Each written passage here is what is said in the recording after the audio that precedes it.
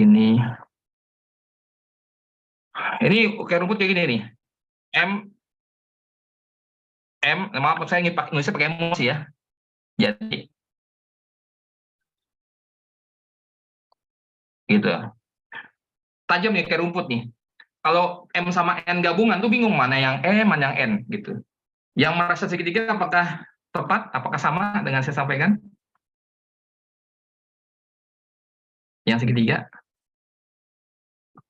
Itu yang segitiga ya. Nah, kemudian kalau kalau persegi itu persegi panjang ya. Kayak bujur sangkar gambar satu cuman dia agak memanjang. Ini merupakan transformasi dari gambar satu sebetulnya. Kalau yang tadi gambar satu cenderung butuh akan kestabilitasan, suka hal yang monoton gitu ya, berada di zona nyaman. Ini orang-orang nomor tiga ini persegi, ini sebetulnya transformasi dari gambar pertama. Ini ada keinginan dia untuk berubah sebetulnya. Dia ada keinginan untuk mencoba hal baru, gitu. Ingin berubah gitu ya. Bersedia untuk mendengarkan, suka akan proses belajar dan berkembang, berani mengambil risiko, suka mengikuti orang lain, ya, dan mudah mengikuti orang lain. Orang ini orang karena dia senang belajar hal baru, ingin dunia baru, sehingga dia sangat terbuka dengan yang lain, dengan pihak-pihak lain, mencoba hal-hal yang baru gitu ya. Dan cenderung orang-orang persegi ini cenderung orang-orangnya terlihat agak polos begitu, agak polos. Dan biasanya kalau dalam bisnis orang-orang persegi ini mudah tertipu, mudah ditipu gitu, biasanya mudah ditipu gitu. Kemudian mudah dipengaruhi suasana hati orang lain gitu ya, penurut mudah bingung gitu ya, nggak konsisten gitu. Kadang ketika punya sikap A, karena melihat orang lain seperti B, C, dan D, dia cenderung akan berubah, bisa berubah gitu, cenderung ada keinginan untuk mengikuti, berubah gitu. Untuk yang tadi milih persegi, apakah sesuai atau bagaimana tadi? Ada? Nah, untuk lingkaran ini merupakan orang-orang Indonesia ya. Orang-orang Indonesia ini cenderung lingkaran ya. Dia kalau lihat dari bentuknya nggak ada sudut ya, nggak ada sudut kan. Dia harmonis ya, bersahabat ya, suka menolong gitu kan. Dan orang-orang ini sebenarnya pada prinsipnya bagus sebetulnya. Pada prinsipnya bagus itu. Cuman mereka mudah terbawa perasaan gitu. Bagus dan baik sebetulnya. Kayak Imam Syafi'i itu sebetulnya di lingkaran Imam Syafi'i. Imam Syafi'i itu pernah diminta tolong oleh sahabatnya. Kemudian beliau mengatakan, seandainya saja aku tahu lebih awal akan masalah tersebut, dia akan langsung menolong tanpa harus menunggu tahu sahabat meminta. Dia bilang gitu. Saking dia merasa bersalahnya, nggak tahu sahabatnya butuh pertolongan sampai meminta ke dia gitu. Ya, ini lingkaran nih, ciri orang lingkaran nih. Bahkan kalau ada orang lingkaran itu, kalau ketika ada orang butuh bantuan pada orang lingkaran, ketika dia nggak punya, dia akan bantu cariin kayak yang lain. Biasanya begitu orang-orang lingkaran ini, orang-orang lingkaran gitu. Mudah percaya lah gitu ya. Ini orang lingkaran. Kalau dalam DISC ini orang-orang ini agak mirip dengan orang-orang I ya, yang dia butuh orang lain untuk bisa menggapai kesuksesan begitu. Orientasinya pada orang gitu, lingkaran. Nah, yang terakhir,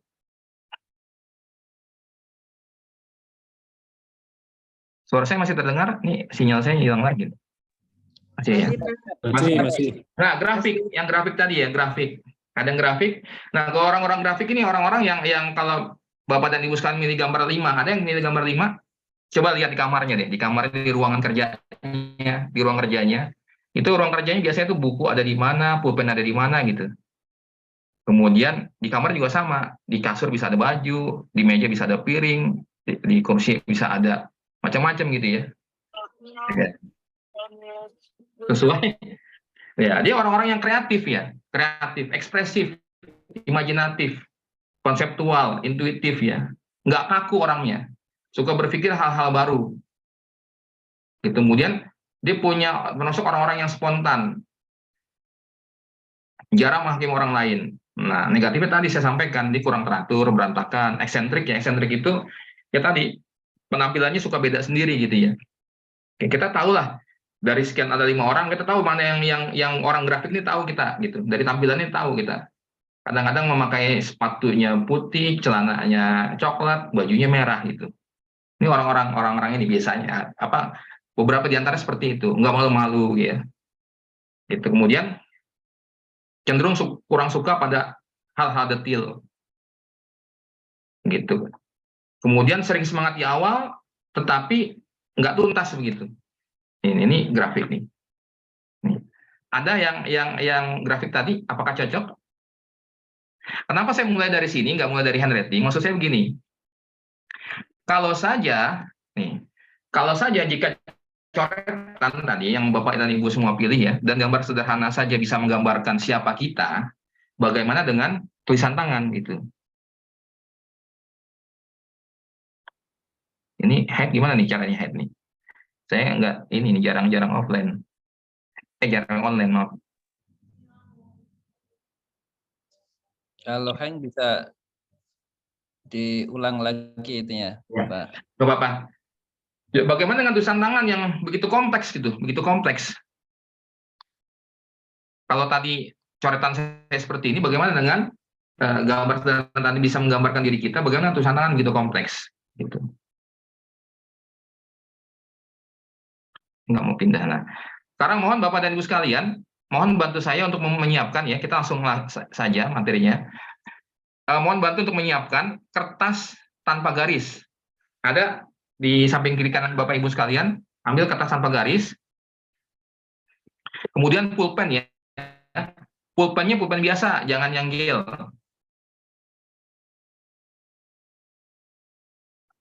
Kemudian sama penggaris. Kalau penggaris kalau ada ya, kalau nggak ada ya nggak apa-apa, nggak usah ada penggaris.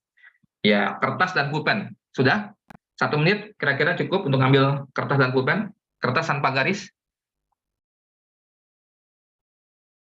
Ya, kertas polos ya.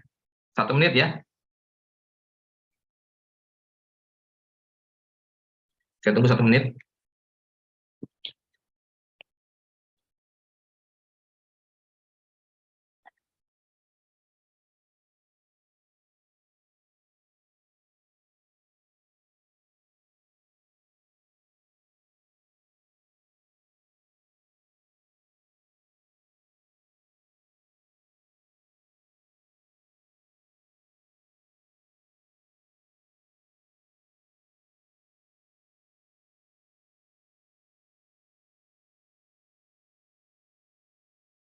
Oke, baik. Sudah semua?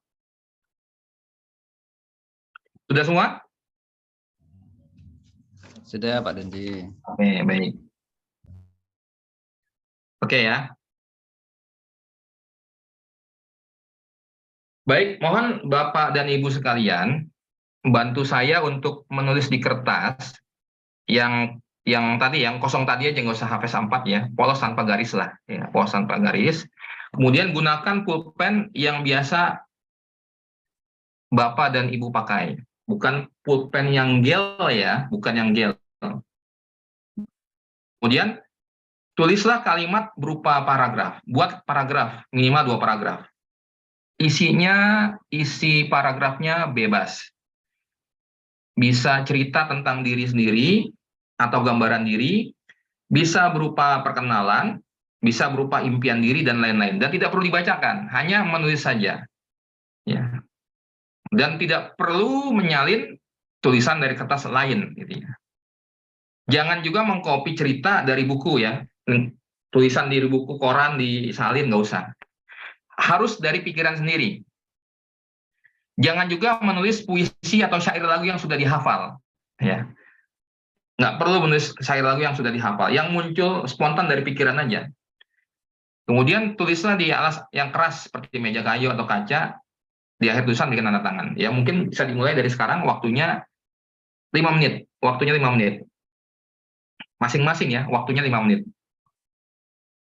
Bebas.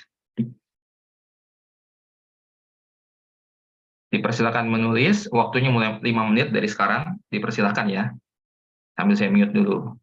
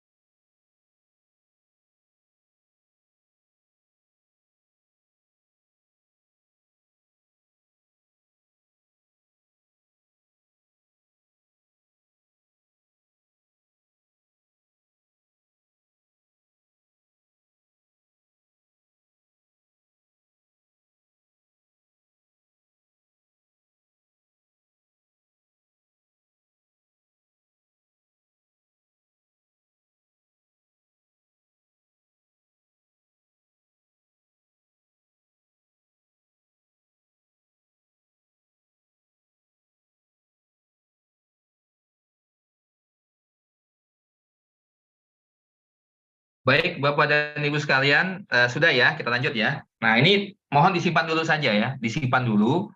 Nanti setelah nanti dalam materi yang kita sampaikan, nanti ada saatnya kita melihat tulisan kita sendiri. Ada saatnya kita melihat tulisan kita sendiri nanti ya. Kita tinggal dulu, kita lanjut. Masya Allah. Nah, grafologi. Jadi grafologi ini merupakan ilmu yang mempelajari tulisan tangan seseorang dan kaitannya dengan kepribadian. Jadi apa namanya yang kita pelajari dalam grafologi adalah tulisan tangan seseorang dan kaitannya dengan kepribadian. Nah, kenapa kaitan dengan kepribadian? Salah ini.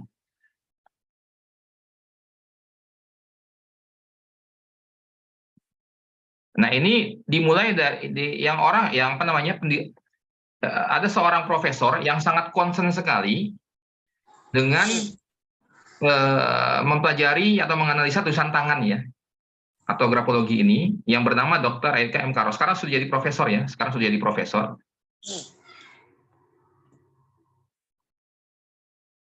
Ini lambat sekali ya, kenapa ya ini ya, saya ini laptopnya. Ya, beliau Profesor Emeritus di Monterey Peninsula College ya, kemudian senator di Akademi Internasional Seni dan Budaya Sains, Doktor Psikologi dan Pendidikan, Master of Art Political Science ya. Kemudian beliau merupakan grafologis internasional lebih dari 40 tahun ya. Dan lebih dari 70 buku beliau tentang grafologi itu ya, termasuk ensiklopedia dari handwriting analis ya. Pendiri dari Akademi Karoh ya. Akademi yang menerbitkan sertifikasi bagi para pembaca tulisan tangan ya, penganalisa tulisan tangan dari seluruh dunia ya. Sekarang beliau sudah nggak aktif di Karoh ya, karena beliau sedang fokus dalam penelitian mengenai obat kanker ya. Ya, Sorak ya, dari PT Sorak ya, nama beliau dibalik. Nah, beliau fokus di situ, tapi ilmu-ilmu beliau banyak dipakai hingga saat ini ya.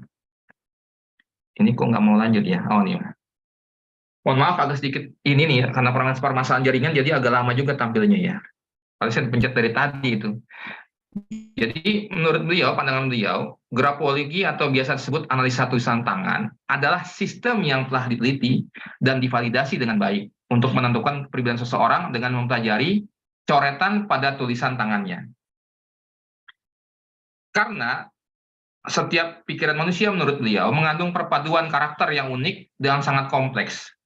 Ia merupakan akumulasi dari pengalaman hidup. Tulisan tangan manusia mencerminkan hal ini dengan terus berevolusi. Ya, artinya gambaran otak yang dipengaruhi oleh adaptasi terhadap lingkungan sekitar itu tercermin lewat tulisan, terpotret, tercapture lewat tulisan yang ditampilkan begitu. Sehingga tidak ada dua sampel yang sama. Penilaian grafologi membantu para profesional yang terlibat dalam konseling dan psikologi. Jadi nggak ada yang sama, meskipun tulisannya misalnya ada dua ciri yang sama, belum tentu sama. Contohnya gini. Contohnya begini. Ada yang Bapak dan Ibu punya tulisan A-nya begini?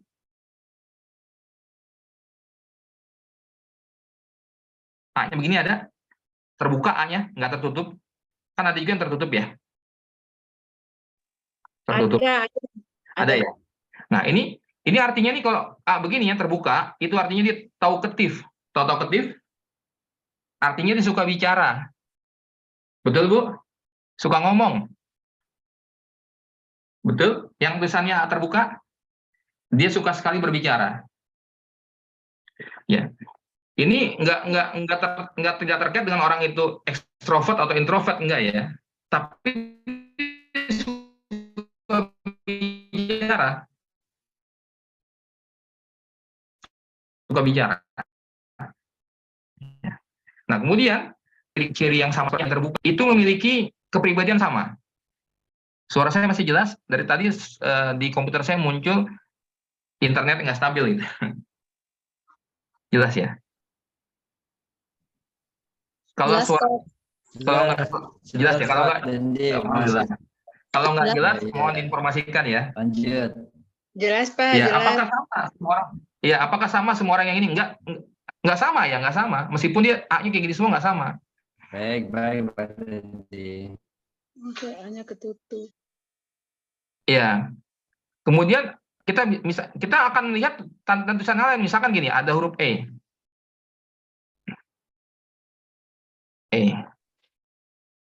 Ada yang begini, kemudian ada lagi juga yang begini. Ada? Lihat ininya nih. E-nya nih.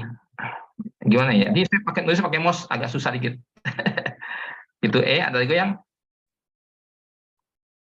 gitu ya.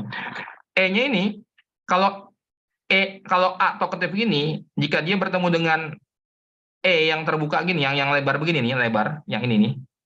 Yang ini nih, yang apa namanya? Ininya nih besar ya. Itunya artinya dia suka bicara tapi dia masih mau mendengarkan orang lain gitu. Masih mau mendengarkan orang lain.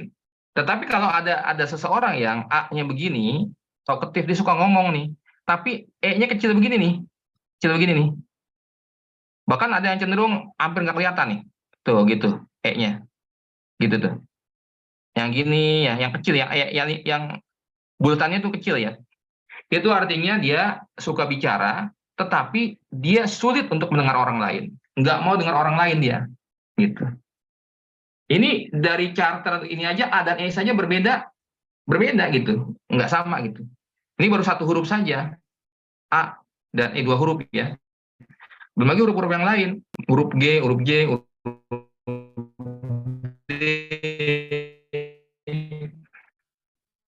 D. Misal D gini. Ada D begini? Ada orang yang punya D begini?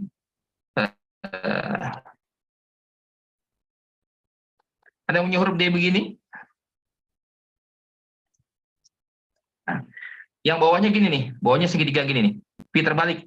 Nih, bawahnya ya, V terbalik bawahnya. Ada? Suara saya masih jelas ya? Jelas. Alhamdulillah. Ada yang kayak gitu huruf D-nya? Nah, kemudian ada yang D-nya kayak gini nih, D-nya lingkar kayak gini, D-nya di atas begini. Nah, ini kalau D yang kayak begini nih, orang-orangnya biasanya orang baperan nih, Pak, Bu. Orang-orangnya baperan. Baper itu apa baper? Mudah terbawa perasaan gitu. Mudah terbawa perasaan. Gitu. Nah, kemudian kalau orang yang bawa begini nih, Pak, ini arti keras kepala nih. Nih, yang V terbalik nih, ini orang-orang kayak gini biasanya nih, yang bawa begini nih, yang V-nya yang ini terbalik nih. Nih, yang di bawah ini nih, D-nya nih, berbentuk segitiga ya atau V terbalik. Orang-orang ini biasa orang yang keras kepala, gitu. Jadi udah keras kepala, baperan. Apakah buruk? Saya mau tanya, apakah itu buruk? Apakah itu buruk, Bapak dan Ibu? Seorang yang dikatakan keras kepala, apakah buruk? Saya selalu sampaikan yang namanya kepribadian itu memiliki dua sisi ya, sisi negatif dan sisi positif. Negatif mungkin ini keras kepala, tapi positifnya apa positif kira-kira orang keras kepala tuh? Positifnya apa positifnya? Positifnya mereka teguh pendirian ya, teguh pendirian. Punya prinsip. Punya prinsip, betul. Apalagi? Ya? Konsisten. Tadi ada yang ngomong apa tadi? Enggak mendengar. Tidak bisa diberi janji palsu. Gitu ya. Oh, hehehe. Ya. Gitu ya. Ini jadi beda-beda, itu beda-beda. Baik, kita lanjut lagi ke materi. Ya. Beda-beda. Tidak ada dua sampel yang sama, gitu. Tidak ada dua sampel yang sama. Masalahnya lambat banget ya, padahal saya udah ngetik dari tadi. Jadi antara klikan dengan yang berubah di layar itu berbeda. Bahkan ini sudah ditelaah oleh apa namanya para peneliti dari Harvard University ya, salah satu kampus terbaik di dunia ya, membuktikan bahwa tulisan tangan adalah ukuran yang signifikan dan akurat mengenai kepribadian penulisnya. Bahkan diriset oleh mereka, oleh para peneliti Harvard ini, pernah muncul dalam jurnal Harvardnya University, mengatakan akurasi analisa tulisan tangan itu mencapai 90% sesuai dengan kepribadian seseorang.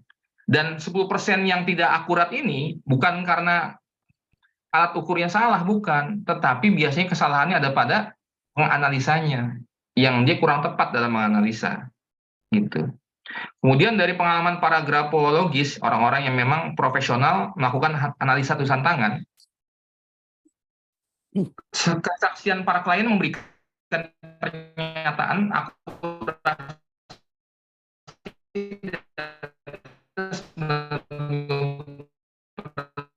dan tidak jarang mengatakan tepat 100%. Jadi gini Bapak dan Ibu sekalian, saya merupakan praktisi tidak bidang yang lain. Itu di beberapa rumah sakit yang saya tuliskan tadi di itu yang itu masih aktif semua. Yang saat ini saya posisi masih aktif bekerja barengan di semua tempat itu. Kalau yang sudah enggak juga ada beberapa gitu yang nggak saya tuliskan. Nah itu sangat membantu sekali saya dalam memberikan masukan-masukan ketika proses-proses untuk proses apa? Promosi, demosi, rekrutmen, bahkan pada kasus pencurian gitu. Dalam kasus pencurian ya, itu kita bisa menganalisa dari tulisan tangan gitu.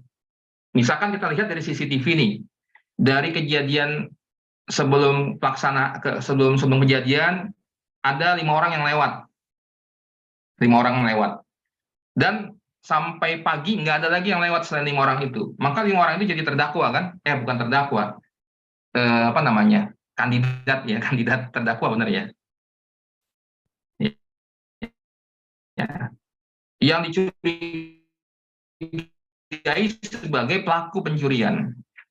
Nah, kita bisa melihat dengan cara mereka diminta menuliskan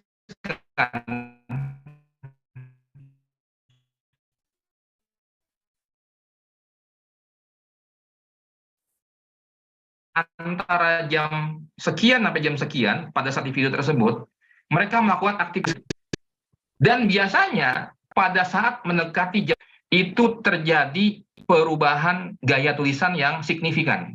Misalkan yang tadinya miring kiri jadi miring kanan, yang tadinya menurun jadi mendatar. Nanti akan kita pelajari nanti maksudnya apa. Terjadi ketidakkonsistenan dalam tulisan. Kita bisa lihat analisa perubahannya tuh.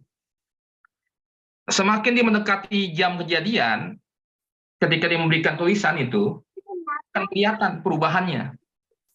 Dan itu akan makin mencurigakan, makin mencurigakan kita pada calon.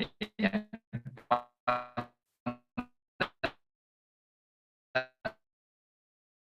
terduga. Dari 5 gitu. Itu contohnya pengalaman pada saat misalkan Bapak itu yang juga saya konsultasikan dengan guru saya, dengan Coach Ino ya. Ketika ada seorang karyawan yang ini kayaknya ada sesuatu hal karena dia dicari-cari dan kemudian yang bersangkutan itu beberapa kali menginap di rumah sakit begitu, ngajak anaknya dibawa nginep di rumah sakit, kadang-kadang di mobil sampai dengan malam, kemudian setelah malam dia pindah ke kamar perawatan dan selama beberapa hari gitu, nggak ketahuan cuman kan karena begitu udah sepi baru pindah, ntar pagi-pagi ke mobil lagi, kemudian nanti diantar ke sekolah gitu, kayak gitu. Kita kemudian curiganya ini dia nggak ngaku ada apa-apa, cuman kita lihat dari tulisannya itu terjadi signifikansi. Ada yang namanya tulisan itu kalau kita lihat itu hurufnya bisa kita dari huruf O ya. Sebentar saya tunjukkan ya. Tunjukkan ini. Sebentar. Huruf O. Ini cara hapus gimana nih? Ini O gini nih. Huruf O saya lihat dari huruf O-nya begini.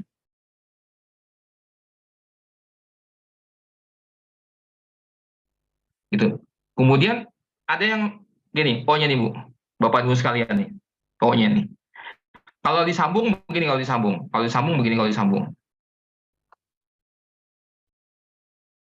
Itu huruf O. Ada apa nih? Nih, dia ada kail ke dalam nih, yang sebelah kanan nih, yang kail sebelah sana nih. Ini artinya apa? Artinya secretiveness ya. Dia menyembunyikan sesuatu dari orang lain, menyembunyikan sesuatu dari orang lain, tetapi tidak bermaksud merugikan, gitu. Ini kebalikannya dengan ini, kebalikannya. Ada juga yang begini, ada juga yang begini nih, pokoknya. Ada kayak gitu. Kalau huruf sambung begini, huruf sambung. Oleh gitu. Nih, ini di depan. Kalau ini tadi di belakang, ini di depan nih. Ini tadi di depan, ini di belakang nih. Ini di belakang nih. Ini di belakang nih. Ini namanya self deceit. Nih, orang-orang kayak gini biasanya membohongi diri sendiri, membohongi perasaan sendiri. Membohongi perasaan diri. Jadi kalau sebelah kiri itu Bapak dan Ibu dalam tulisan handwriting itu, sebelah kiri itu melambangkan diri sendiri.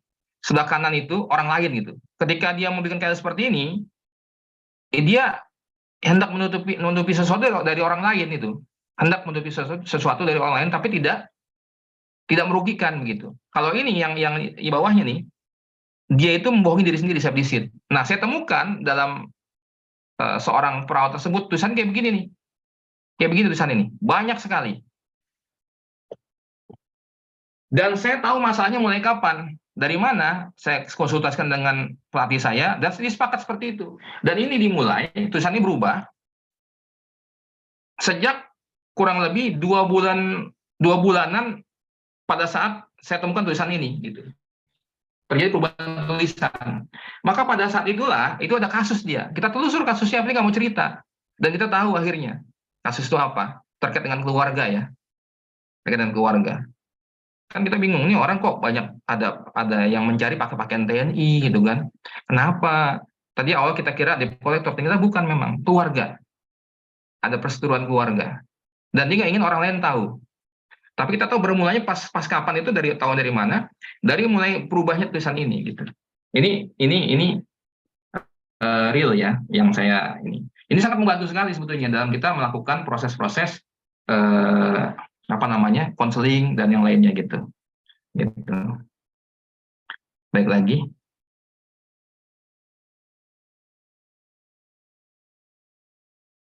Soal lama banget ya, dia nggak langsung.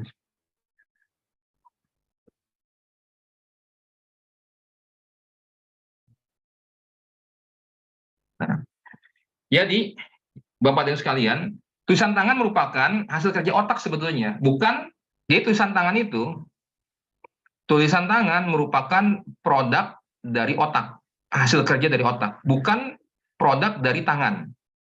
Gitu. Kalau dari mana kita gini, Bapak Ibu pernah melihat orang menulis dengan kaki, dengan mulut?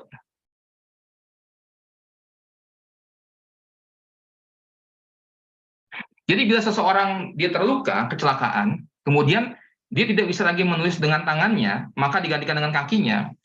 Itu guratan-guratan yang terjadi ketika kakinya sudah terbiasa menulis akan sama persis dengan tangannya. Bahkan ketika setelah itu ada seseorang kecelakaan kaki dan tangannya, kemudian hanya tersisa mulutnya, maka guratan yang terjadi lewat tulisan mulut akan sama persis dengan tulisan tangannya. Meskipun nulis dengan mulutnya. Sehingga bisa kita simpulkan yang namanya tulisan itu bukan hasil kerja tangan, tapi hasil kerja otak. Kemudian kebalikannya, jika yang terjadi adalah kerusakan otak, tadi tangan dan kaki hilang, bisa nulis dengan mulut dan sangat persis tulisannya. Ketika sudah lancar dengan mulut, akan sangat persis gitu dengan aslinya. Tetapi ketika terjadi kerusakan otak dan kerusakan otak itu belum selesai diperbaiki, seseorang tidak mampu menulis. Jika terjadi kerusakan otak kemudian tidak mampu menulis, sampai otak itu, jaringan otak itu diperbaiki, maka tidak mampu menulis. Artinya apa? Artinya tulisan itu produk dari otak, bukan produk dari tangan, kaki, ataupun mulut. Nah, jadi Bapak dan Ibu, apa namanya, Allah Subhanahu wa Ta'ala berfirman, wa fi anfusikum afala tubsirun, dan pada dirimu sendiri apakah kamu tidak memperhatikan, gitu. Bahkan kata-kata Ali bin Abi Thalib mengatakan, man arafa nafsah faqad arafa rabbah. Barang siapa yang mengenal dirinya, maka dia akan mengenal Tuhannya. Bagi saya pribadi, ketika saya semakin mengenal dengan tulisan tangan grafologi ini sebagaimana diajarkan oleh guru saya, guru saya itu mengatakan, semakin saya belajar tulisan tangan, analisa tulisan tangan ya, semakin saya mengenal diri saya dan semakin saya bersyukur, banyak-banyak bertasbih pada Allah Subhanahu wa Ta'ala. Banyak-banyak memuji Allah Subhanahu wa Ta'ala. Bahwa luar biasa ciptaannya itu, gitu. Nah, ini buat kita pun, buat saya pribadi, saya merasa seperti itu juga. Gitu. Saya, anak saya, alhamdulillah anak saya itu pernah, saya pernah salah menganalisa anak saya ya. Jadi anak saya itu bernama Aisyah ya, Aisyah. Alhamdulillah beliau sekarang baru masuk kelas 1 SMA. Baru akan masuk 1 SMA. Ketika beliau kelas 6 SD, alhamdulillah beliau berhasil berkolaborasi membuat buku ya. Menerbitkan sebuah buku, dapat sertifikat dari sekolahnya. Pada saat kelas 1 SMP itu dapat sertifikat karena berhasil berkolaborasi untuk membuat buku. Saya kira itu bakatnya gitu, sehingga saya agak paksakan gitu untuk menulis itu. Ternyata ketika melihat tulisan tangan, bukan itu bakatnya, dan dia sendiri pun mengakui, sehingga tidak pernah ada lagi tulisan-tulisan yang lain setelah itu, meskipun dia pernah menerbitkan sebuah buku itu bersama teman-teman yang lain, yang lebih tua ya, ada yang sudah kuliah, ada yang sudah ibu-ibu. Ternyata bukan itu bakatnya, dan saya tidak memaksakan. Dan itu saya perkuat dengan tulisan tangan ini, dan alhamdulillah sekarang dia lebih nyaman gitu, secara prestasi dan lain-lain. Alhamdulillah dapat masuk sekolah-sekolah yang dengan terbaik dengan jalur prestasi ya, dengan jalur prestasi ya, alhamdulillah gitu. Kemudian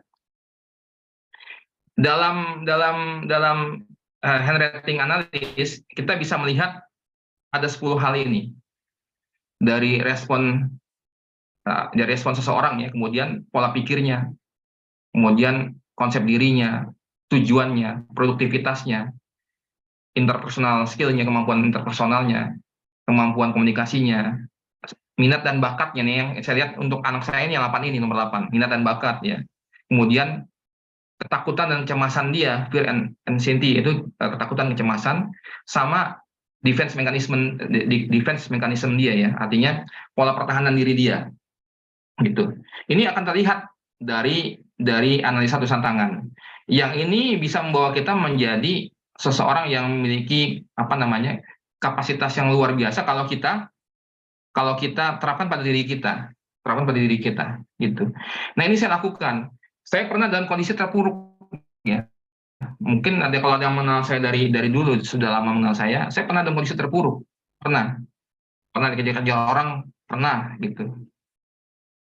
Sampai akhirnya saya hijrah sana hijrah sini, nggak menemukan apa yang harus lakukan gitu. Sampai saya akhirnya menemukan konsep grafologi ini. Kemudian saya rubah tulisan tangan saya, grafoterapi, saya rubah tanda tangan saya, dan alhamdulillah membawa saya banyak perubahan yang positif. Dari mulai hutang-hutang saya mulai banyak yang lunas, karir saya makin bagus, pendidikan saya juga oke gitu ya. Anak saya juga alhamdulillah, yang tadinya ini alhamdulillah sekarang saya ada 6 orang anak saya 6 orang ya. Alhamdulillah gitu. Ini sangat membantu saya sekali. Dan saya yakin ketika ini diterapkan pada orang lain juga membantu orang tersebut gitu, apalagi pada tim kita. Dan ini saya lakukan, alhamdulillah.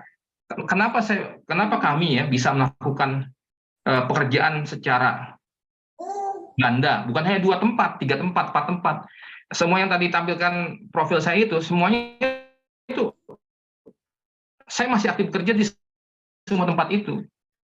Kenapa bisa dan kenapa diizinkan, kenapa bisa gitu? Karena sudah autopilot di beberapa tempat. Kenapa bisa autopilot? Karena timnya. Nah, tim itu kita bisa berdayakan lewat banyak alat bantu. Salah satunya adalah handwriting analysis ini. Gitu. Dan bicara ini saya tertarik dengan kisahnya Adam Koh yang diceritakan oleh coach saya saat itu, sehingga membuat saya juga memperbaiki konsep diri saya. Ada yang pernah dengar Adam Koh dari Singapura? Adam Koh itu pada usia 26 tahun, beliau termasuk orang paling kaya di Singapura dengan kekayaan lebih dari 24 juta dolar. Pada usia 26 tahun punya kekayaan lebih dari 24 juta dolar. Bukan dolar Singapura ya, dolar Amerika. 24 juta dolar, 26 tahun. Padahal keluarga yang sederhana. Adam Koh ini pada saat dia SD, dia sampai 3 kali nggak naik kelas gitu di Singapura. Sampai akhirnya dia dikeluarkan dari sekolahnya. Gitu. Dan ditolak di 6 sekolah. Untuk kembali bersekolah itu ditolak di 6 sekolah. Untuk kembali masuk SD, karena tiga kali nggak naik kelas ya, dia dikeluarkan. Dan dia mau masuk SD lagi, dia ditolak 6 sekolah. Kemudian ketika masuk SMP, dapat SMP terburuk saat itu. Saat SMP terburuk satu di Singapura, dan ranking berapa kira-kira ketika di sekolah terburuk itu di Singapura, kelas 1 SMP. Adam Koh. Ranking terakhir dia. Ranking terakhir Adam Koh ini. Sampai diputus asa, orang tua juga putus asa. Ketika kelas 2 SMP, ibunya megang brosur. Ada yang bocor suaranya, mohon di mute. Ibunya memegang brosur untuk pelatihan konsep diri. Diikuti oleh Adam Koh di situ, di konsep diri. Dan ternyata itu merubah dirinya. Kelas 2 SMP setelah ikut itu, dia menjadi siswa paling pandai di sekolah tersebut. Kelas 3 pun paling pandai, sehingga dia berhasil masuk sekolah favorit. Dari SMP terendah, sekolah favorit. Dan dari SMA favorit tersebut, dia selalu juara umum. Sehingga masuk ke kampus favorit. Dan dia masuk mahasiswa berprestasi. Sampai akhirnya sukses menjadi pengusaha dan menjadi anak muda terkaya di Singapura pada usia 20 tahun, memiliki kekayaan 24 juta dolar. Kenapa? Karena konsep dirinya. Jadi dalam ini saya kasih tanda ya. Dari 10 item ini, kalau untuk membentuk super tim, saya sarankan kita fokus pada 3 aspek aja. Self concept yang warna kuning ini, fear and anxiety ya, ketakutan, kecemasan, sama defense mechanism gitu. 1 yang kita tingkatkan, 2 yang kita hindari. 1 yang positif, 2 yang kita hindari. Yang positif yang kita harus bisa tingkatkan atau perbaiki apa? Self concept. Karena apa? Karena dinamakan dalam konsepnya Karoh sebagai katalisator dia, katalisator. Di mana kalau self concept seseorang itu baik, yang lainnya buruk akan menjadi baik. Tetapi ketika yang lainnya baik, kemudian self konsepnya buruk, maka dia akan jadi buruk gitu. Maka fokusnya pada self concept. Anxiety itu adalah ketakutan, cemasan. Kita harus analisa dalam tulisan tangan itu mana yang membuat seseorang itu takut dan cemas, kita intervensi di situ. Dan seseorang mana yang membuat dia defense. Dia itu defense ini. Kelihatan dari gaya tulisannya. Kalau gaya tulisan orang-orang yang defense itu, pernah lihat ini, tulisan kayak gini nih. Pernah lihat tulisan kayak gini? Ini M. Pernah lihat gini? Pernah lihat? Yang N-nya tuh di belakangnya lebih tinggi. Mohon maaf, saya nulisnya pakai mouse ya, jadi kurang begitu jelas. Ada yang lihat ini? Pernah lihat? Nah, ini artinya apa? Artinya dia, kalau ibarat orang tuh gini, dia megang perisai, megang shield depannya tuh. Orang-orang itu nggak mau disalahkan. Orang-orang sensitif, senantiasa membela diri gitu kan. Nah, ini kita bisa lihat nih, tim kita ada nggak orang kayak begini. Kalau kita ketahui ada orang tulisan kayak begini nih, oh berarti orang kayak begitu nih. Nah, kita bisa melakukan pendekatan yang tepat gitu maksudnya tuh. Dengan kita melakukan analisa tulisan tangan itu, kita bisa melakukan intervensi yang tepat untuk staf kita, tim kita, dengan coaching mereka dengan langkah yang tepat dan seterusnya gitu. Oke, saya lanjut lagi. Kita agak percepat dikit.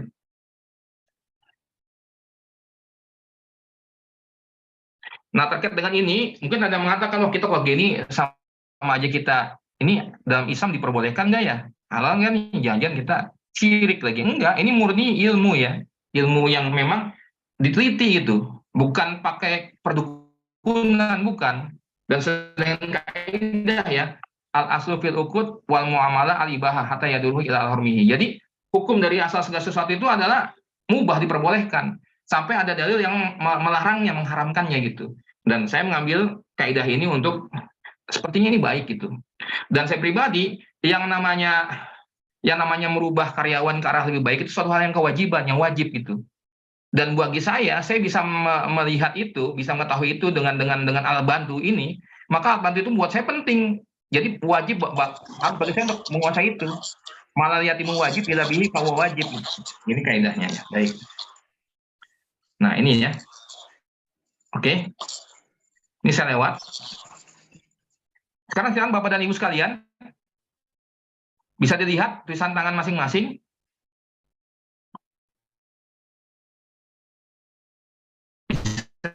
Lihat tulisan tangan masing-masing. Nah, ini kita ya. Kita bisa menganalisa pertama dari penggunaan ruang. Menurut Bapak dan Ibu, mana dari gambar ini yang lebih percaya diri? Bapak Ibu, silakan. Bapak Ibu, silakan. Anda bantu menjawab. Kira-kira dari A dan B ini mana yang menunjukkan dia lebih percaya diri, yang mana? Halo? Suara saya cukup jelas? Di kolom chat Pak Dendi sudah Oh, dijawab. chat. Oh ya, ya. B, oh ya betul B. Ya, baik. Ya, B. Betul ya Bapak Ibu, yang B ya. Jadi ukuran tulisan yang lebih besar ya, ukuran tulisan itu menggambarkan kepercayaan diri penulis. Nah, tulisan besar itu menunjukkan seseorang itu senang menjadi pusat perhatian. Ya. Kalau waktu kita kecil, tulisan kita waktu kecil besar-besar atau kecil-kecil? Besar-besar ya. Waktu kita kecil ya, masih kecil ya. Anak kita yang kecil-kecil tuh kalau nulis besar-besar tuh. Nggak suka nulis kecil ya. Kira-kira kalau anak kecil ada malunya nggak? Enggak ya. Ukurannya pun keluar, mukanya pun lucu gitu, mukanya jadi pusat perhatian, itu pengaruh loh. Tulisan tangan itu pengaruh. Yang saya sampaikan, saya merubah tulisan tangan saya sendiri gitu. Saya melakukan perubahan tulisan tangan saya dengan cara merubah tanda tangan saya. Saya setiap pagi kayak minum obat ya, sehari 3 kali. Pagi hari saya mengubah tanda tangan saya dengan 5 tanda kemiringannya, saya rubah titik akhirnya, saya rubah ukurannya, saya rubah bentuknya sedikit gitu, tanpa bermasalah diperbangkan gitu. Itu lakukan selama 40 hari. Karena terapinya 40 hari. Kan 40 hari betul gitu. Di rumah itu. Bagaimana tingkat keteraturan saya segala macam itu sangat berubah gitu, sangat berubah saya rasakan. Bahkan itu saya rendah ya. Pada saat saya gerak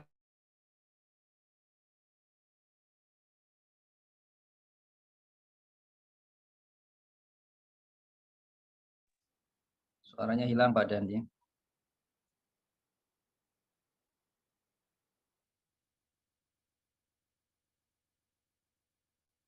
Mohon ditunggu sinyal sepertinya.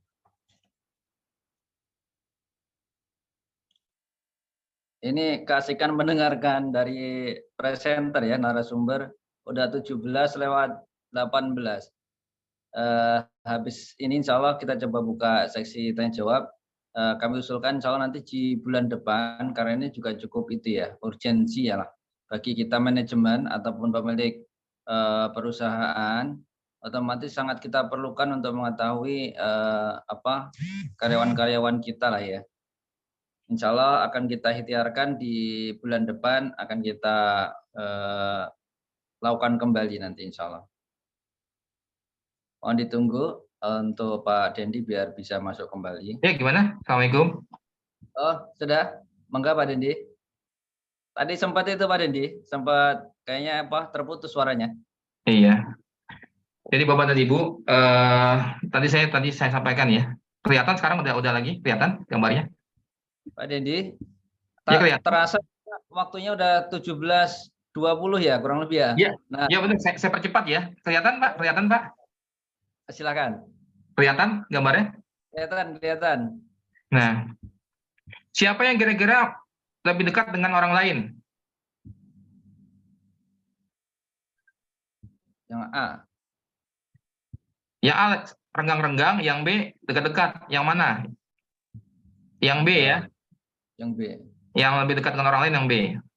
Yang B. Ya. Sehingga Ibu bisa lihat tulisan Bapak dan Ibu sekalian, kerapatan antar kata itu melambangkan jarak sosial penulis. Yang spasi lebar-lebar itu cenderung lebih menikmati kesendirian. Orang-orang yang punya spasi lebar-lebar antar kata, jadi Bapak dan Ibu, sesuatu tulisan dikatakan lebar itu manakala jika antar kata itu disisipkan huruf M Pak, huruf M. Kalau huruf M itu ternyata ngepas, berarti dia normal. Tapi ketika dia masih senggang, maka dia termasuk lebar tulisannya. Kalau nggak muat, disempit. Gini maksud ini. Ini kalimat nih. Ini kalimat. Ini kalimat lagi nih.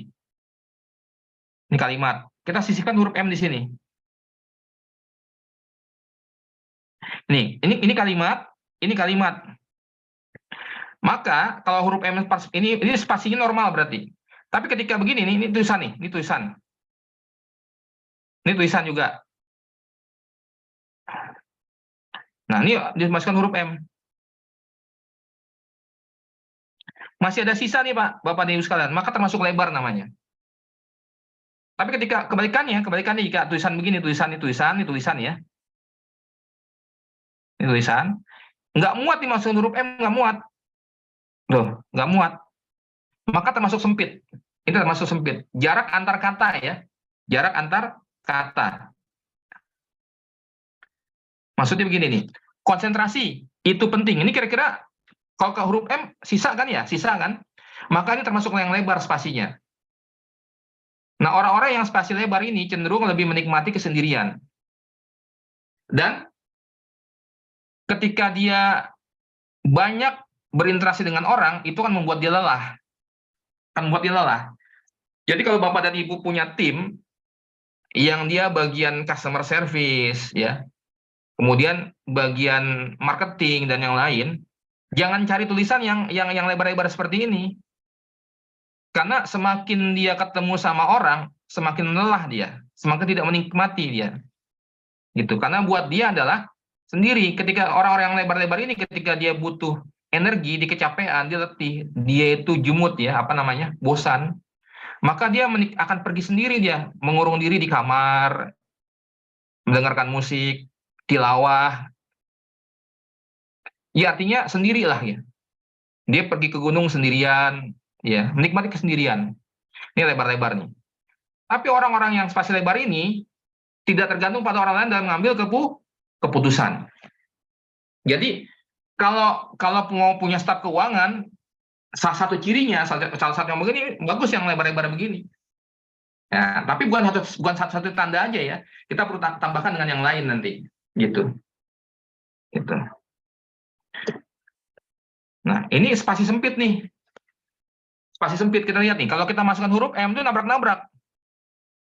Nah, orang-orang yang spasi sempit ini itu bergantung pada orang lain dalam mengambil keputusan.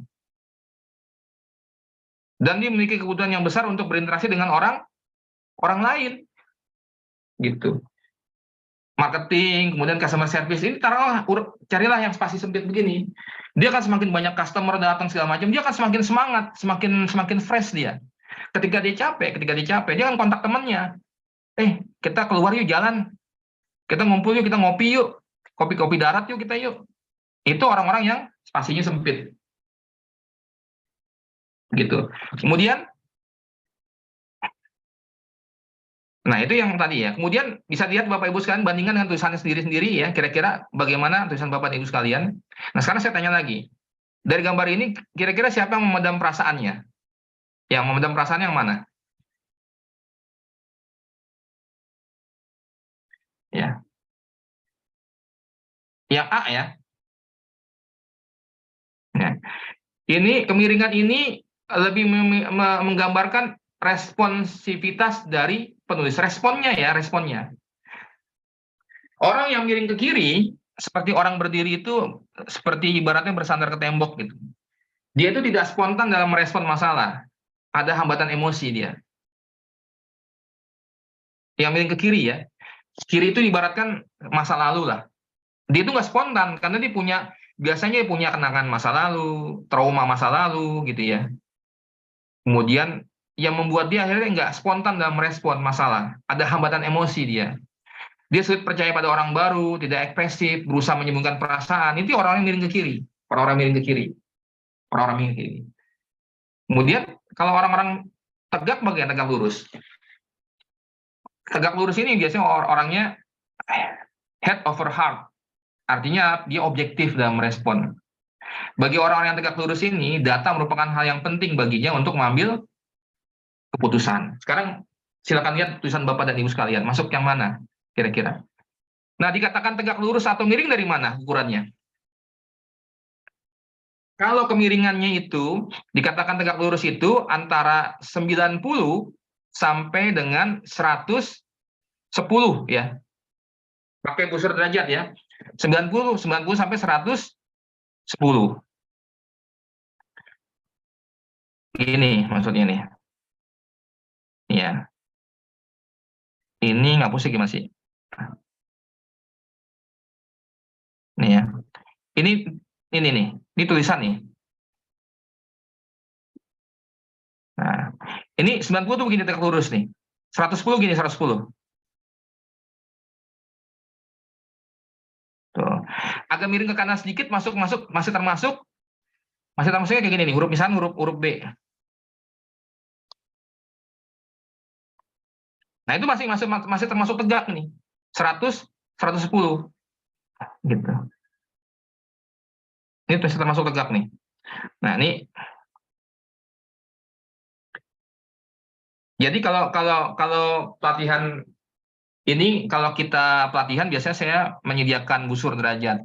Nah, ini kalau orang yang tegak tulisan 90 derajat, penting buat dia untuk data. Jangan pernah bicara dengan orang-orang yang tegak lurus ini tanpa data, bawa data. Gitu. Kita bisa tahu nih orang ini butuh data nih. Kalau orang yang miring kiri bagaimana? Tadi nih. Kalau kita bicara dengan orang-orang miring kiri bagaimana caranya? Kita ajak ke ininya dia, kenyamanannya dia. Kita harus bikin dia nyaman, gitu kan, bikin dia percaya, jangan terlalu menekan. Kita berikan dia, informasikan bahwa kita mempercayai dia gitu ya. Terserah kamu, menurut kamu bagaimana gitu. Kalau saya ngikutin, itu akan bantu seseorang. Saya akan ngikutin menurut kamu gimana nih kira-kira. Jadi kita menunjukkan bahwa memang kita sedang memberikan kepercayaan pada orang tersebut. Ini kita kan bisa masuk ke orang tersebut. Tapi kalau orang-orangnya ini, kita harus bawa data. Nah, kalau bagaimana dengan yang miring kanan, yang mami ini mana? Ini orang ini ada orang-orang yang ekspresif dan spontan. Antusias dalam membangun hubungan dengan orang lain. Biasanya ceria kalau ada mereka ini, gitu, miring kanan ini, gitu. Kalau bicara dengan mereka jangan bicara beban. Orang-orang miring kanan itu nggak suka dengan artinya orang-orang memang optimis ya, tetapi kita sampaikan kalau kita bisa berhasil begini nih, kalau kita berhasil kita akan bisa mencapai ini nih. Kita sampaikan tuh hal-hal yang positifnya.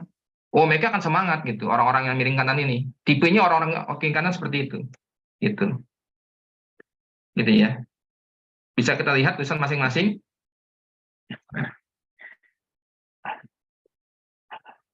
Baik, mungkin Pak Srianto, Pak. Halo. Oke, siap. Iya, saya kan memberikan beberapa materi itu kan sudah lengkap Pak ya. Mungkin nanti bisa dibagikan ke peserta. Nah, sekarang saya ingin melihat teman-teman semua melihat tulisan tangan masing-masing. Nanti untuk yang materinya saya cukupkan sampai sini, Pak. Nanti dibagikan saja materinya karena sini sudah maghrib ya, sudah maghrib di sini. Jadinya apa namanya? Silakan Bapak dan Ibu. Bapak dan Ibu mohon untuk sesi terakhir ini melihat tulisan masing-masing. Dari gambaran tadi, gambaran yang sudah saya sampaikan tadi, mohon menuliskan di chat kira-kira tulisan Bapak dan Ibu seperti apa. Nggak usah sampaikan karakternya. Gini aja.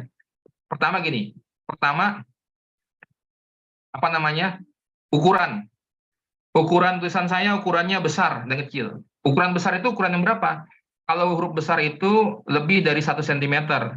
Ukuran huruf besar ya. Huruf kecil lebih dari 0,3 mm. Nah, itu termasuk ukuran besar. 0,4 mm huruf kecilnya ya. Kalau huruf besarnya lebih dari 1 cm besar. Kalau kecil kurang dari 3 mm huruf kecilnya. Dan huruf besarnya kurang dari 1 cm, maka urusan termasuk huruf yang kecil. Jadi mohon tuliskan di chat. Pertama ukurannya besar atau kecil. Kemudian yang kedua, spasinya renggang atau rapat atau normal. Renggang, rapat atau normal spasinya. Antar huruf, antar kata ya. Kemudian miringnya miring kiri atau miring kanan. Gitu ya. Itu kan Bapak Ibu sekalian, 3 itu bisa dimulai barangkali di chat silakan.